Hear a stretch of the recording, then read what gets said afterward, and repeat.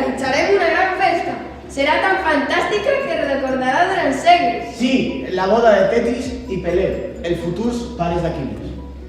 Convidarem tots els déus. No, a tots no, Zeus. Saps que no m'agrada fer-te la contrària, menys a discòrdia. Ah, no? No, sempre quan no hi ha bé, hi ha problemes. Pensava que no m'assabentaria, Ja sé que a mi no és molt ningú.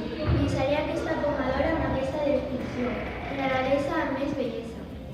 Oh, una pomadora! Quina meravella! Amb la deessa amb més bellesa. Quin haurà deixat aquest regal? Ui, deixa'm que la veig a veure. Aquesta poma per a la deessa amb més bellesa. Aquesta poma és per a mi, no soc jo la deessa amb més bellesa.